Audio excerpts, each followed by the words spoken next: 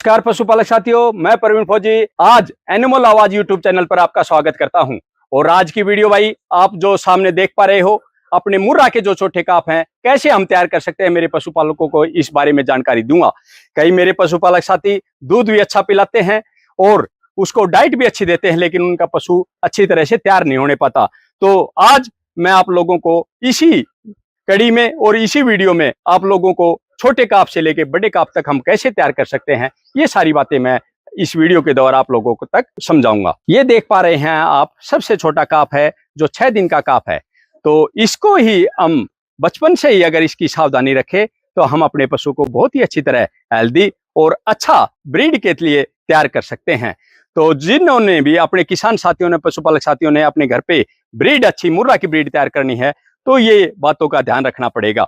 जैसे पशु ब्याने के 1 घंटे बाद ही अपने पशु को भरपेट उसकी माँ का दूध पिलाना चाहिए, जिससे उसके पूरे जो शरीर के अंग हैं विकसित हो जाते हैं और जो उसका सभी जो नसों में, मांसपेशियों में उसका जो दूध पहुंच जाता है तो उससे नसों का उसका खुलना शुरू हो जाता है शरीर। उसके बाद सावधानी रखने वाली बात, किसी को भी पशु को जैसे हम नीचे तसड़े में रखने की बजाय उसको कम से कम जमीन से 1 फुट हाइट पे उसको चलाना चाहिए।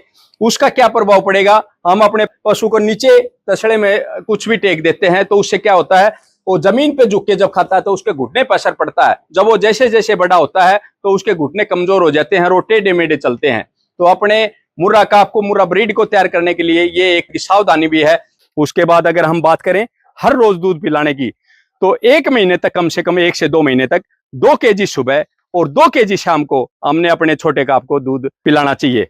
और उसके बाद अगर जब वो 2 महीने का हो जाता है तो 2 महीने के बाद हम अपने बच्चे को कैसे तैयार कर सकते हैं, जैसे छोटी छोटी हल्की हल्की जो अनाज के टुकड़े होते हैं या रोटी होती है उसके मुंह में डालना शुरू कर देंगे तो अनाज खाना भी सीख जाता है।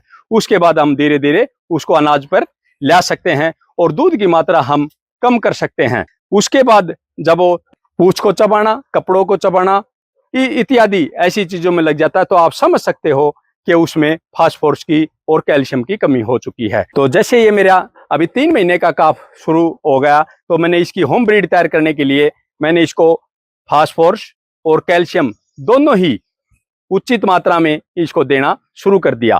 तो इसलिए मेरे साथियों, जो उसके बाद अनाज तो हम देते हैं, साथ ही साथ हम अपने पशु को छोटे से ही 3 महीने से लेकर 6 महीने तक और 6 महीने से लेकर 1 साल तक अगर हमने अपनी बताई हुई विधियों के द्वारा तैयार किया तो आप अपने घर पे अच्छी होम ब्रीड तैयार कर सकते हो, जिससे आने वाले टाइम में आप भी मुर्रा के अच्छे ब्रीडर बन सकते हो, अच्छा पशुधन रख सकते हो।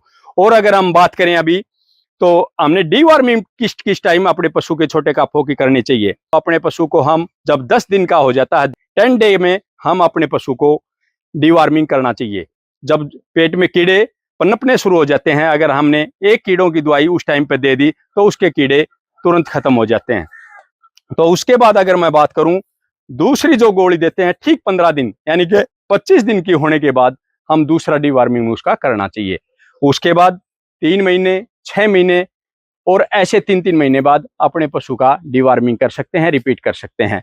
लेकिन मेरे पशुपालक साथी डीवार्मिंग तो कर देते हैं, लेकिन उसमें डीवार्मिंग में क्या क्या दिक्कत आती है और उससे कैसे आप सावधानी रख सकते हो, ये भी मैं इस वीडियो के द्वारा आप लोगों को ही कवर करके बताता हूं।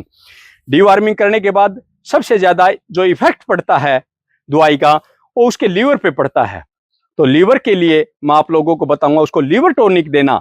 छोटे, जैसे छोटा काफ है तो 10 ml, बड़ा काफ है तो 20 ml से 30 ml तक अपने पशु को लीवर टॉनिक अवश्य देना चाहिए, जिससे उसका लीवर मजबूत होगा, भूख अच्छी लगेगी और जो आपने डीवार्मिंग कराया था उससे वो लीवर कमजोर नहीं होगा। तो ये जो तरीके हैं अपने पशु को तैयार कर सकते हैं। तो ये जो नन्हे मुन्ने बच्चे हैं, इनको धीरे धीरे जब चलना सीख जाता है तो हम जो अनाज की मात्रा होती है, उबले हुए अनाज की, चना, बाजरा, गुड़ और इस टाइप के हम छोटे छोटे अनाज और थोड़ी मात्रा में इनको अनाज पर ले आते हैं। और दूध की बात करें तो दूध जैसे हम डेली के डे का 4 केजी देते थे, अभी हम 2 केजी भी इनको कम कर सकते हैं और 1 केजी सुबह और 1 केजी शाम को फिर भी अवश्य पिलाते रहना चाहिए। और 6 महीने तक अपने किसान साथियों को अपने जो छोटे काफ हैं उनको 1-1 केजी दूध माँ का जरूर पिलाना चाहिए। तो इस बातों का अगर आप लोगों ने ध्यान किया, ख्याल किया, तो आपका पशु दिन भर ग्रोथ भी करेगा और उसकी सेहत भी अच्छी होती जाएगी। तो ये तरीके मैंने बताए दोस्तों, तो आप समझ चुके हैं अपने छोटे काफ को तैयार करने के लिए 3 चीजों का महत्व सबसे जरूरी है। सबसे अच्छा डाइट, रेस्ट और प्रैक्टिस। कोई भी चाहे खिलाड़ी हो या छोटा काफ को तैयार करने का तरीका है, तो इन 3 चीज का महत्व जरूरी है। तो डाइट हम इनकी पूर्ति कर सकते हैं, और दूसरा रेस्ट तो ये करते ही हैं, और अगर बात करें प्रैक्टिस की, तो इनकी प्रैक्टिस कैसे कराएंगे। हम अपने छोटे काफों को, चाहे वो बड़ा हो छोटा हो, 1 घंटे हम उन्हें खुले बरामदे में छोड़ना चाहिए। दौड़ने से जो फेफड़ों में सांस फूलेगा तो उसके फेफड़ों का साइज भी बढ़ेगा। इस तरह हम अपने छोटे मुर्रा के काफों को तैयार कर सकते हैं। इसलिए मेरे किसान साथियों को ये अवश्य ही ध्यान रखना चाहिए कि हम कम से कम 1 घंटे अपने पशु को खुला चरने के लिए जरूर छोड़ें। तो नमस्कार साथियों, वीडियो कैसी लगी कमेंट सेक्शन में जरूर बताना, और अगली वीडियो का इंतजार करते रहना। जय हिंद। किसान भाइयों और बहनों, पशुपालन क्षेत्र में अपनी उन्नति को मजबूत बनाएं। एनिमल आवाज के साथ जुड़ जाएं। हमारे चैनल को सब्सक्राइब करें और बेल आइकन को दबाना ना भूलें।